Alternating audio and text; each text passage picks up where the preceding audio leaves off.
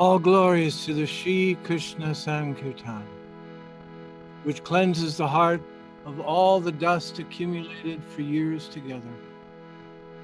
It extinguishes the fire of conditional life, of repeated birth and death. The Sankirtan movement is the prime benediction for humanity at large, because it spreads the rays of the benediction moon. It is the life of all transcendental knowledge. And it increases the ocean of transcendental bliss and gives us a full taste of that eternal nectar for which we are always anxious.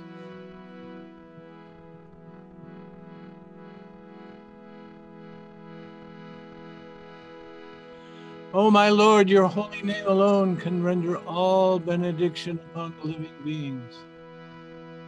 And thus you have hundreds and millions of names, like Krishna, Rama, Govinda, Jehovah, El Shaddai, Allah, Damodar. And in each of these transcendental names, you have invested all of your transcendental potencies. And there aren't even any hard and fast rules for chanting these holy names. Oh my Lord, you have so kindly made approach to you easy by your holy name. But I am so foolish, so fallen, so unworthy. I have no attraction for them.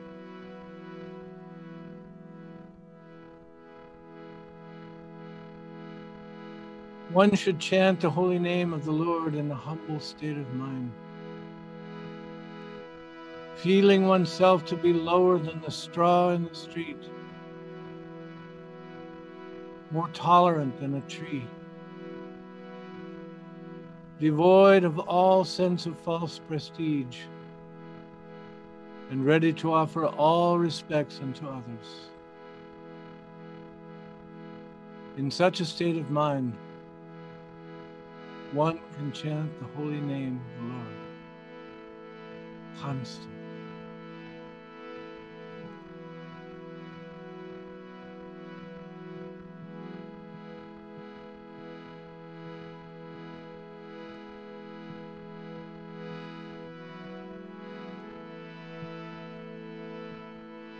O my Lord, I have no desire to accumulate wealth,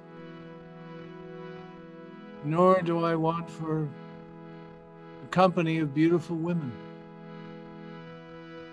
nor do I want any number of followers of mine.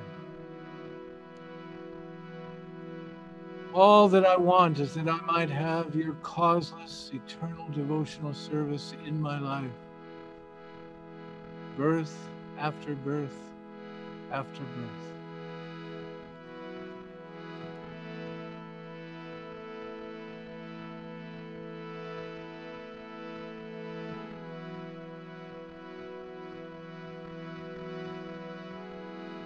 O son of Maharaj Nanda, Krishna, I am your eternal servant. But although I'm eternally your servitor, somehow or other I've fallen. I've fallen into this deep, dark ocean of material existence. Please, therefore, please lift me up from this ocean of death and place me as but an atom of dust upon your lotus feet.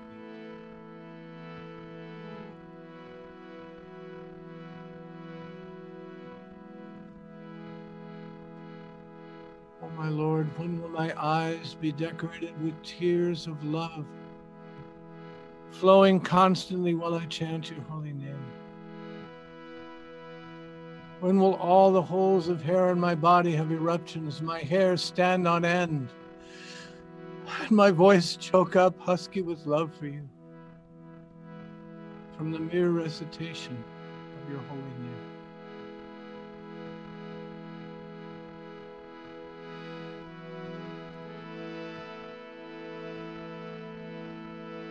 Oh, Govinda, Govinda,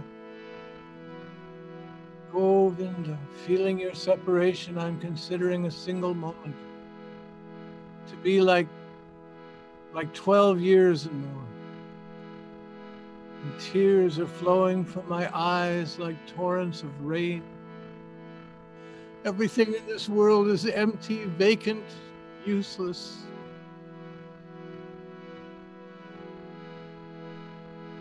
In the absence of you.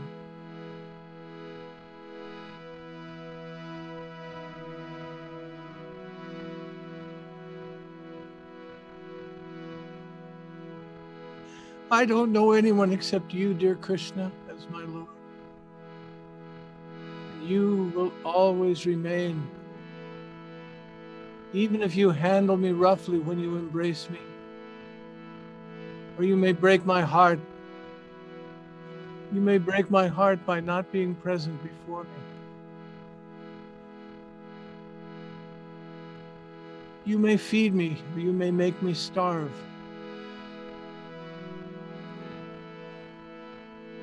You may save me, or you may slay me outright. The choice is yours. Because you and only you can do anything and everything. But you are always my worshipful Lord, unconditional. Hare Krishna, Hare Bol. Hare Krishna, Hare Krishna.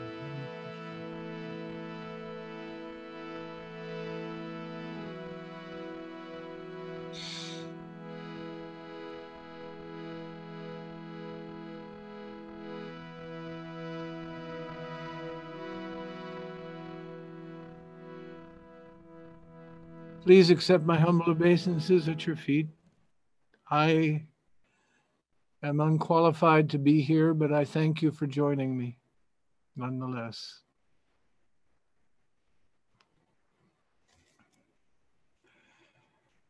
We're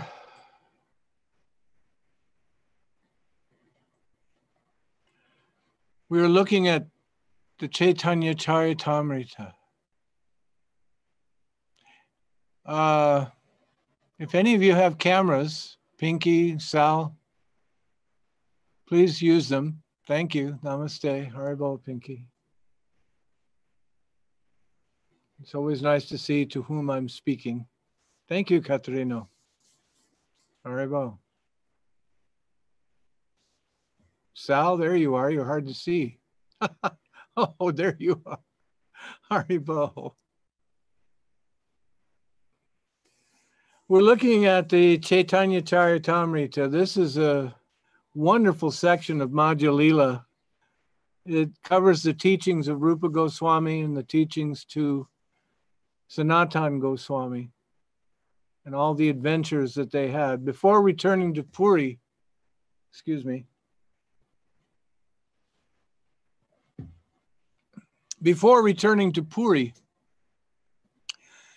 Lord Chaitanya systematically educates Rupa and Sanatan Goswamis in the science of devotion. He sends them to Vrindavan and there to establish and organize the Sankirtan movement.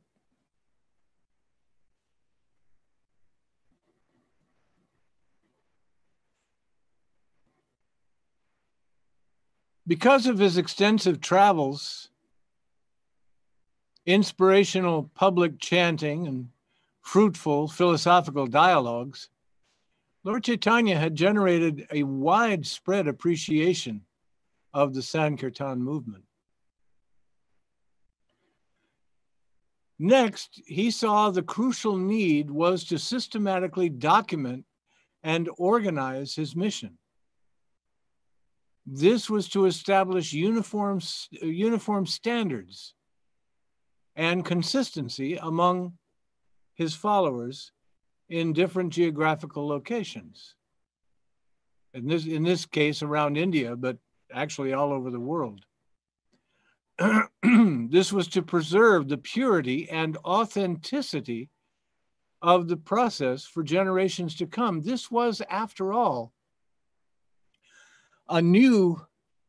basically a new revelation in Vedic studies. No one had ever unlocked the storehouse of love of God for so many thousands and thousands of years. This knowledge of bhakti and rasa was hidden. People understood the Vedas in various ways and came to various understandings of and stages of enlightenment up to Vaikuntha, Narayan, Lakshmi Narayan, all these wonderful, wonderful things, eternality, knowledge, bliss, but not like this.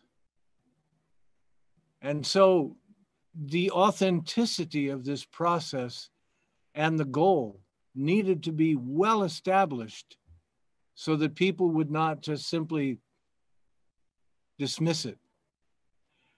To facilitate wider proliferation of the Nama Sankirtan movement, Lord Chaitanya gave the Goswamis of Vrindavan specific instructions and guidance in this regard.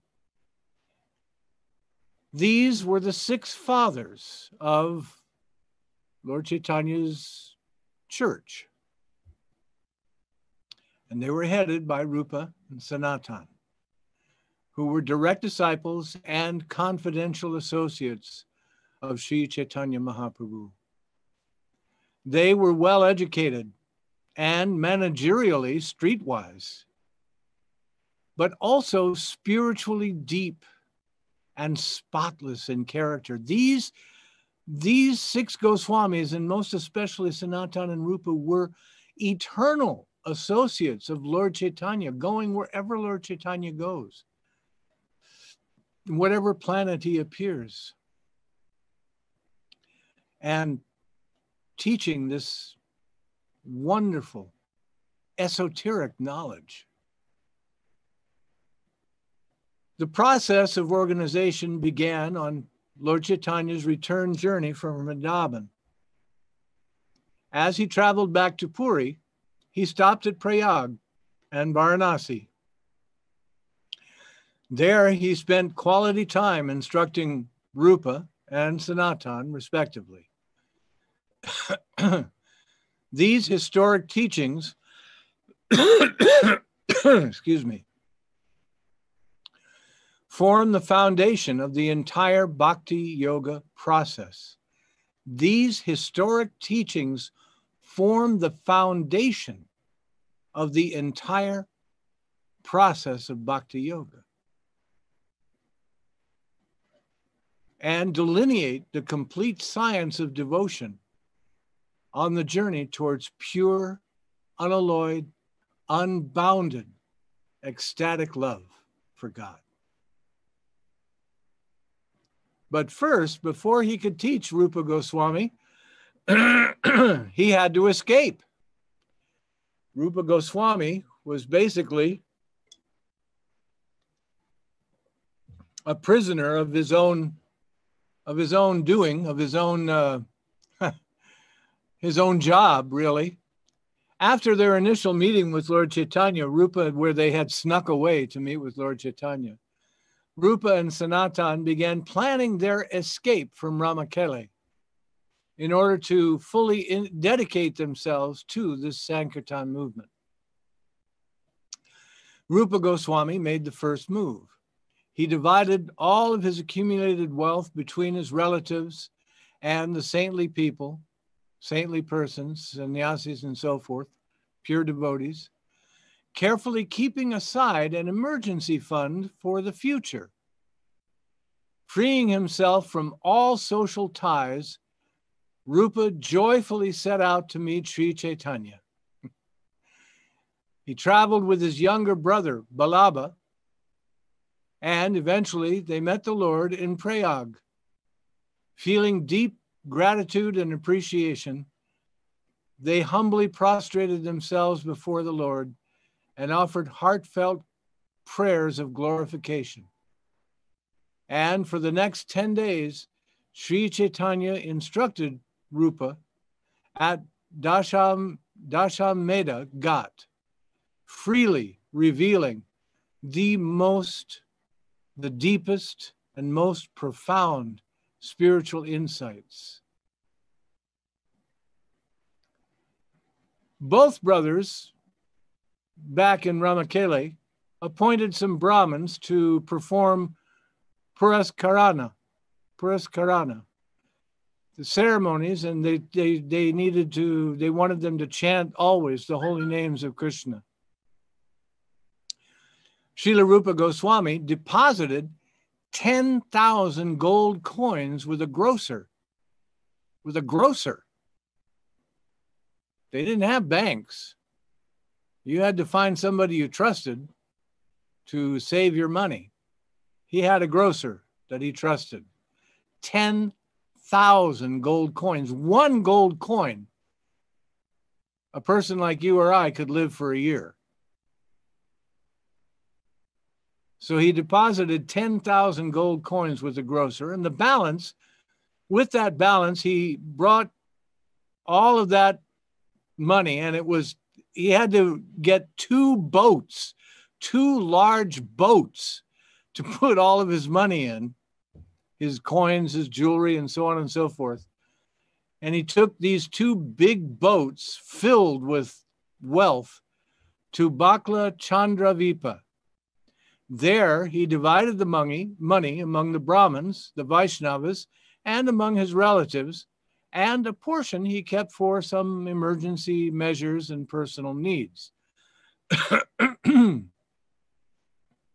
He was informed that Lord Chaitanya Mahaprabhu was going to Vrindavan from Jagannath Puri through the forest of Madhya Pradesh, and therefore he sent two people to Jagannath Puri to find out when the Lord would leave for Vrindavan. And in this way, Rupa Goswami retired without too much difficulty.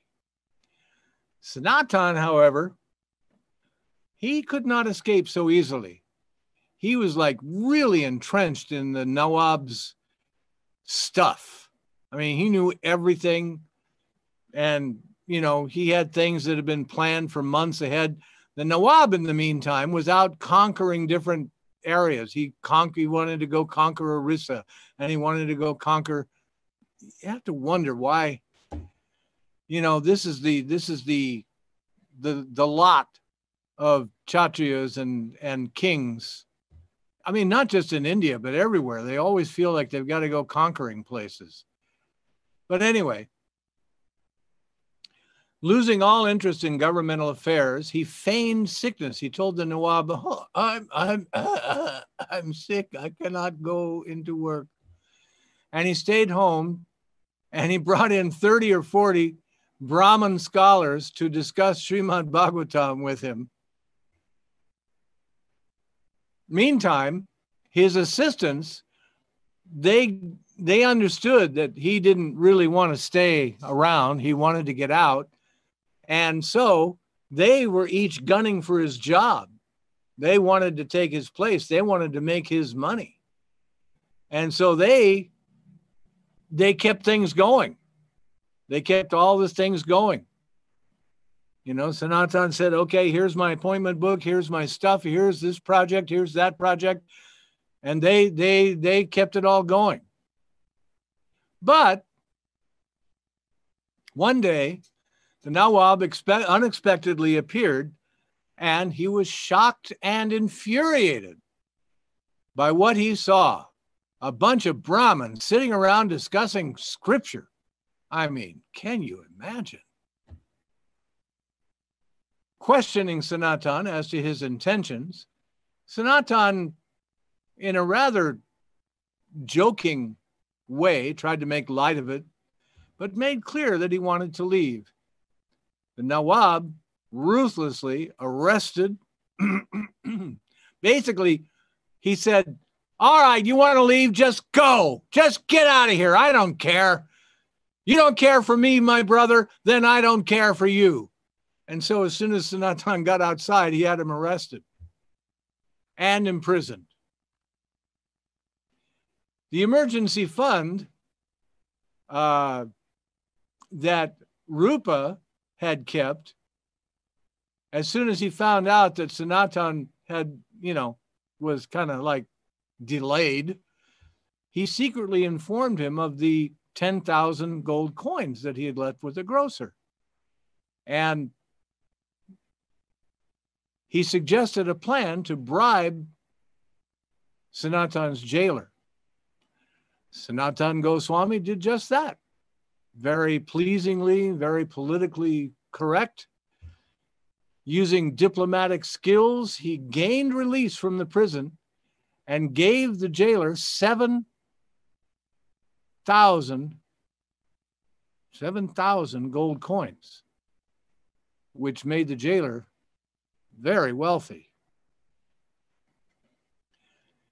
He gained release from his prison cell. We don't know what happened to the jailer, but I have a feeling he was gone pretty quick. And he began his grueling journey towards Varanasi. He arrived at Chandrasekhar's home looking like a mendicant, like a bum, in a disheveled state, walking all the way, and humbly submitted himself before the Lord, much to Lord Chaitanya's delight. For the next 2 months, not just 10 days like Rupa. Rupa got 10 days of exclusive, like in the moment online classes with Lord Chaitanya. But Sanatan got 2 months of association with the Lord. He personally instructed Sanatan in the science of devotion. During this period, Balabhabata and Raghupati Upadhyaya also came to meet Lord Chaitanya.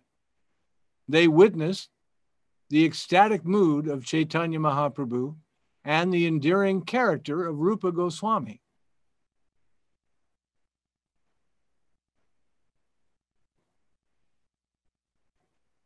One of the hotels, the story goes that one of the hotels that Sanatan tried to stay in on his way, the hotel keeper had learned that Sanatan had 11 gold coins.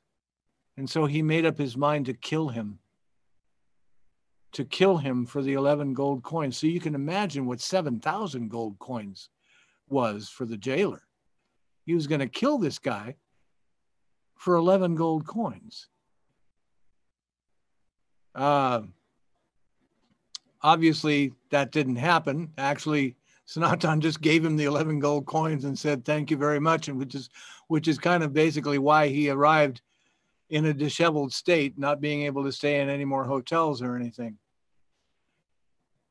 A sage was once asked to describe the nature of illusion. I love this story. He ran out into the courtyard. He slung his arms around a tree and began to shout, "Let me go! Oh, let me go! Please, let me go!" He had his own arms around the tree. It wasn't like the tree had him. We desire to be free. Yet we maintain so many attachments. It's not that they attach themselves to us, we attach ourselves to them. The escape of Rupa and Sanatan depicts the soul's disentanglement from material affairs and subsequent dedication to spiritual life.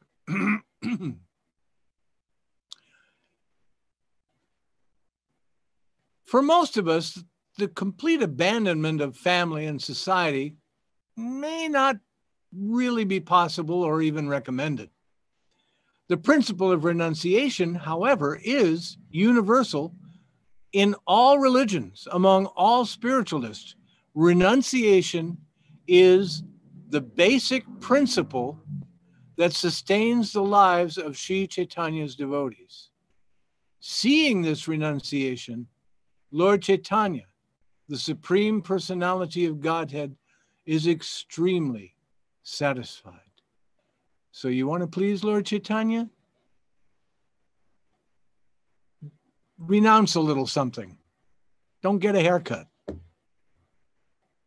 Eat only a little bit of prasadam. Little bit only. Okay? Worldly life details awkward dealings with money, possessions, people. Those of you who are in business know you've always got to make moral decisions about, should I do this? Should I do that? Should I tell him I've got the money? Should I not tell him I've got the money? Should I ask him for a discount? Whatever it might be. People, possessions, career, just to name a few things. Family, not just your immediate family either. In the Philippines, it's like, hundreds and thousands of people. But one may understandably develop the notion that such a lifestyle is incompatible with their spiritual goals. But true renunciation, however, does not entail merely abandoning things like dealings and money and activities. You don't just abandon them. You renounce the mentality that you are the controller. That's real renunciation. That you are the controller and the enjoyer of all this that you have. Oh, I have my car. I have my money. I have my house. I have my beautiful wife, my beautiful children. It is all mine. And to some extent or another, we all think that way, somewhere in the back of our minds. By offering the results, however, of our daily trials and tribulations and work, money, knowledge, influence, paying the bills, not paying the bills, getting into debt, not getting into debt. By offering all of these things in the service to God, knowing God to be the ultimate enjoyer, the ultimate controller, we achieve the same state of renunciation as those who physically just go off and leave everything behind. By offering the results of your daily activities, your daily work to the Lord with love and devotion, you attain the same state of renunciation as those who simply walk away from it all. That's why this is so delicate and important for this age of Kali.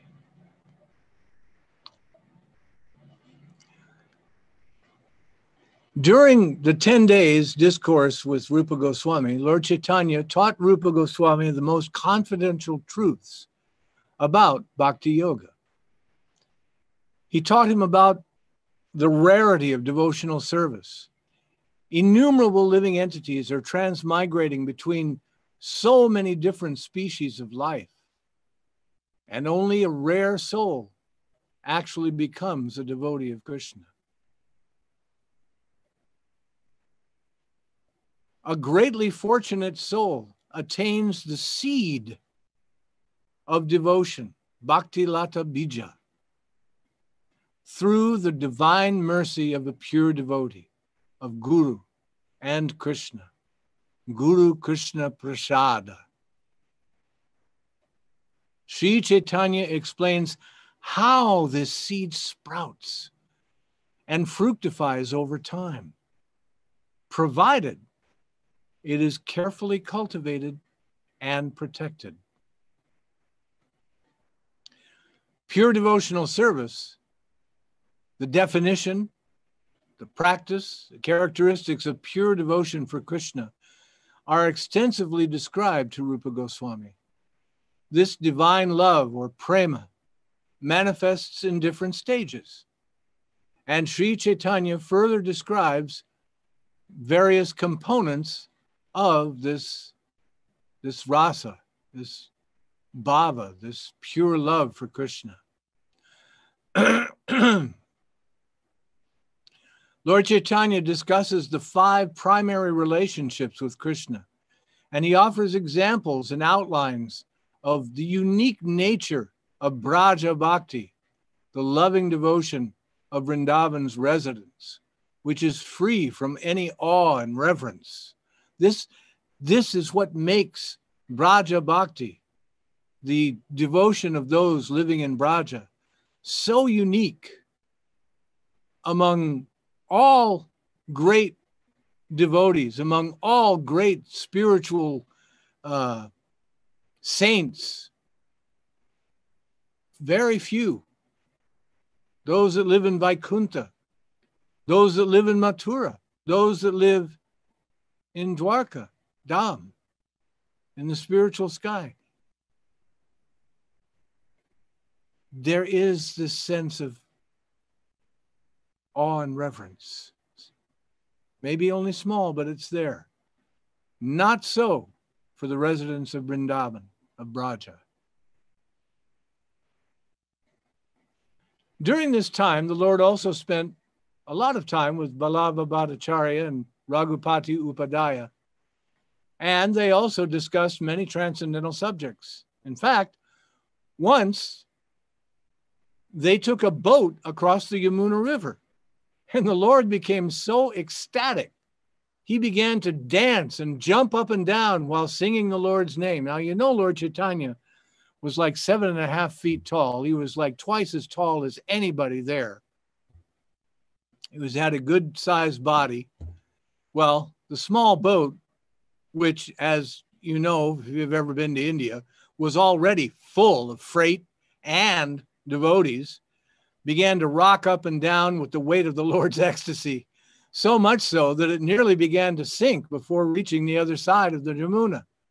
All the devotees had to calm down Lord Chaitanya from his ecstatic trance, or they would all end up in the water. While in Vrindavan, the Lord asked Raghupati, which of the 5 mellows do you consider best? Raghupati replied that the mellow of conjugal love is supermost, even as the transcendental realm of Mathura is so much sweeter and more wonderful, even than Vaikuntha. The Lord was very pleased and began to recite a verse from the Padyavali. It goes like this: the form of Shyama Sundar is the supreme form. The city of Mathura is the supreme abode. Lord Krishna's fresh youth should always be meditated upon. And the mellow of conjugal love is the supreme rasa, the supreme mellow. The village where they were staying was called Adila, and just by seeing the Lord, all the people in the village became devotees of Radha Krishna.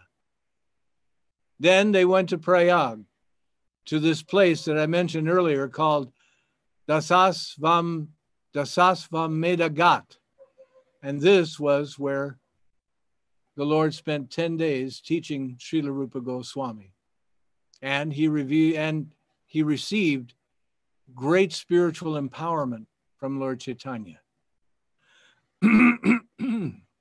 Excuse me.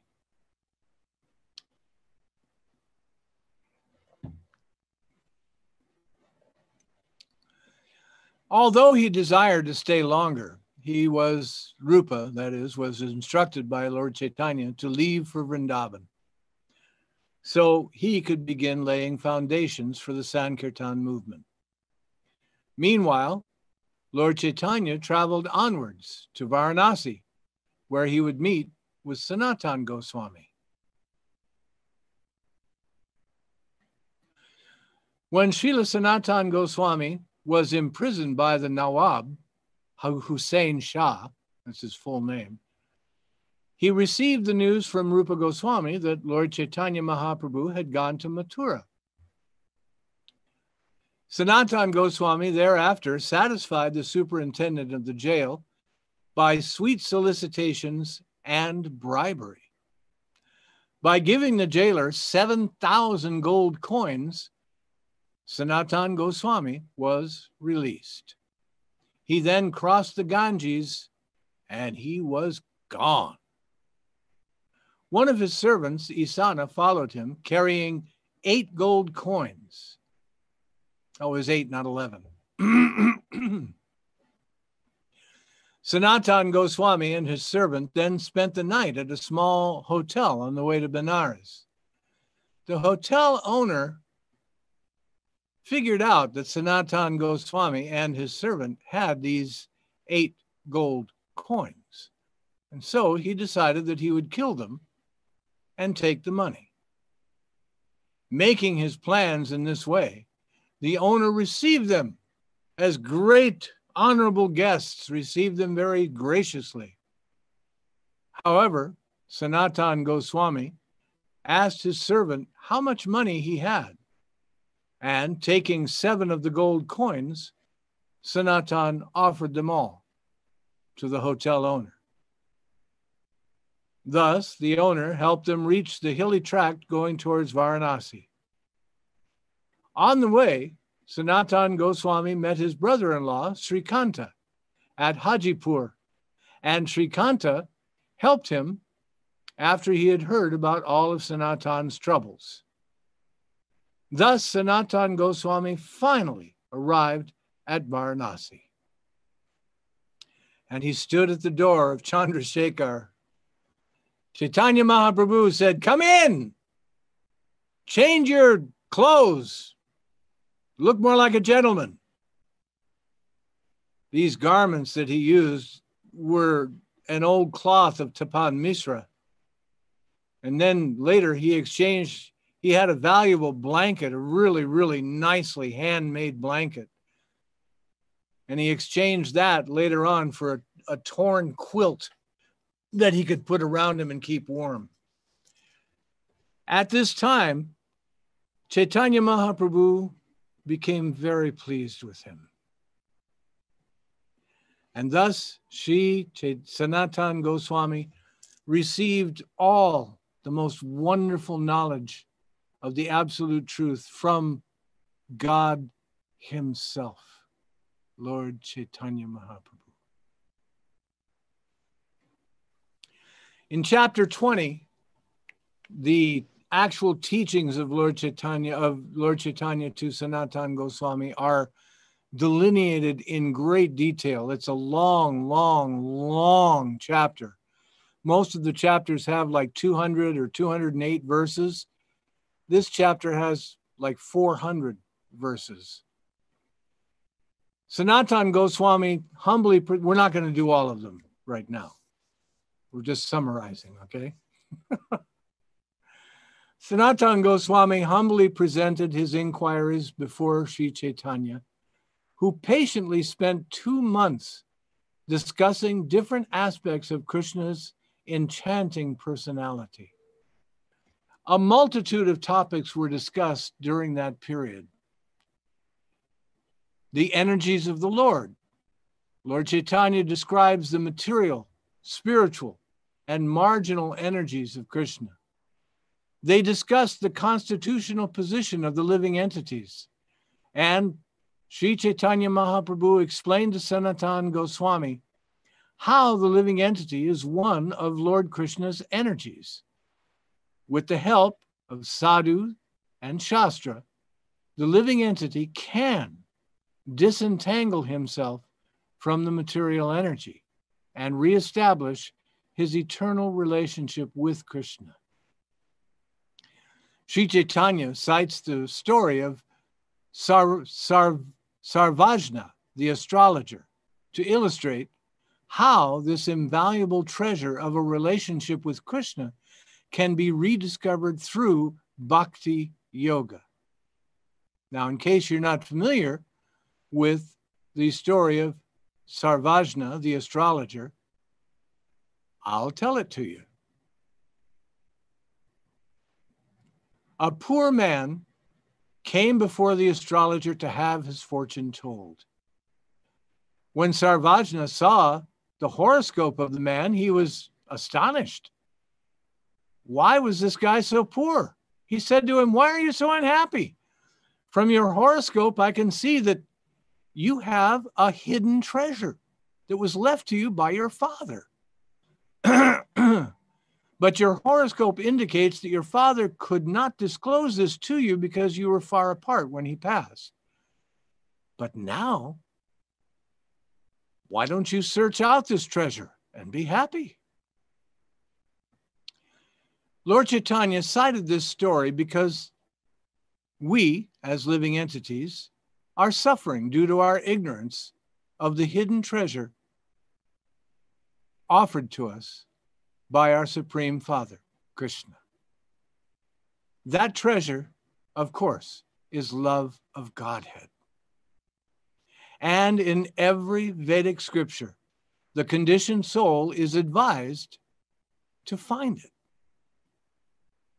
As is stated in Bhagavad Gita, although the conditioned soul is the son of the wealthiest personality in all creation, the personality of Godhead, he doesn't realize it. Therefore, Vedic literature is given to him to help him search out his father and that paternal property. The astrologer Sarvajna further advises the poor man. Now, wait a minute, he says, don't dig on the southern side of your house, because if you try to dig there, you'll be attacked by poisonous wasps and your search will be baffled. You should search on the eastern side where there is actual light. This light is called devotional service, bhakti, or Krishna consciousness. Now, you may want to search on the southern side. That's where all the Vedic rituals are. And on the western side, there's a whole bunch of mental speculation. And on the northern side, you'll find impersonalist yoga meditation. So therefore, it is best that you search for your hidden treasure on the eastern side by the process of devotional service in full God Krishna consciousness. Indeed, that process of devotional service is the perpetual hidden treasure. And when we attain it, we become eternally and perpetually rich, full of happiness, without any desires. One who is poor in devotional service to Krishna is always in need of something, always in need, never has quite enough, doesn't really know what, thinks that if he can just get a little more, that he might be happy.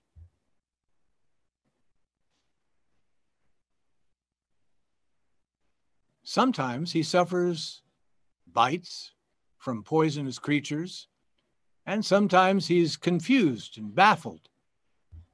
Sometimes he follows the philosophy of impersonalism and thereby loses his own identity.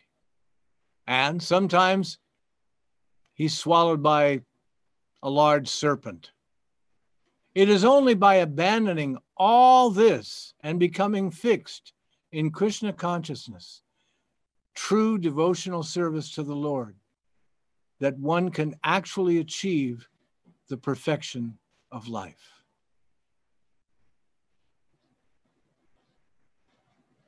It is only by abandoning all this that one can achieve pure devotional service and actually achieve the real perfection of life.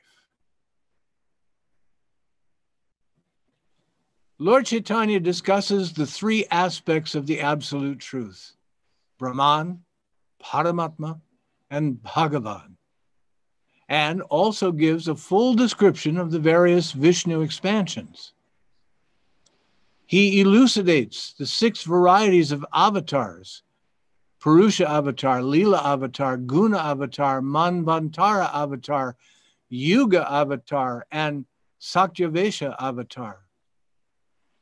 Do you all know what all that means? Huh? Do you? Purusha avatar, Lila avatar, Guna avatar? Look it up. And he establishes Krishna as Swayam Bhagavan, the original source of everything. Krishna performs his eternal pastimes in multiple universes simultaneously and still untouched is living in the spiritual sky in Braja. Although his most confidential and intimate pastimes are exclusively enacted in Vrindavan Dham.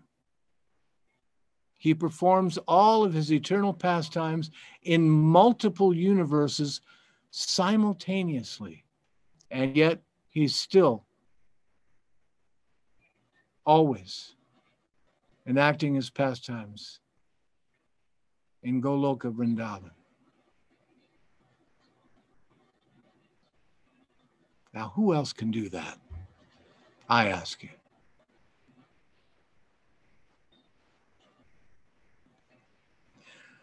That's it for tonight. Thank you very much for joining me. I offer my obeisances once again to you all. Thank you so much. And are there any questions? Don't be afraid. Sal, you have a question? Yes, I do. What's the offenses of Sanatan Goswami? Why he was put to jail? Because the Nawab was envious. He felt the Nawab was the governor of that state, the king of that area, and he felt like he had treated Sanatan like a younger brother, taken care of him, given him wealth, rich home, just gave his family all kinds of money and prestige and everything, anything he could want. He even gave them Muslim names, which they didn't really care for very much, but it was a big deal to him.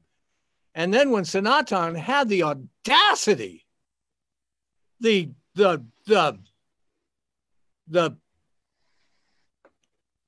just ungrateful audacity to tell him he wanted to retire, he wanted to leave, right when he had done all these things for him, the Nawab was just like totally pissed, could not handle it, and said, I'll show you.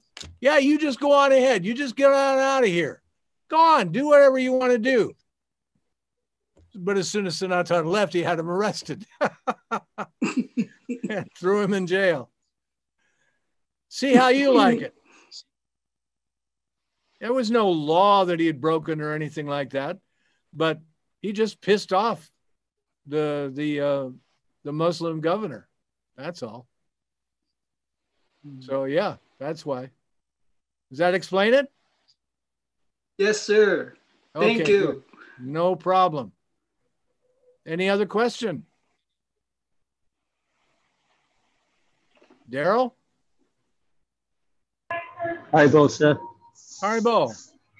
Namaste. Was it the Nawab? Was it the Nawab that saw Lord Chaitanya after? Oh no, it was Haridas. That was Kasi. That was the Kasi. The Kasi. It was Haridas Thakur, wasn't it? After and he was on the beach. Yeah, that was a different. I think that was a different personality. Yeah. Same mentality though. Yeah, it's enviousness, isn't it? It goes back to that, I guess. Yeah. Haribol, thank you. Haribol. Namaste. Thanks for the talk, Haribol. Namaste. Haribol, namaste. Thank you for the question. Bye.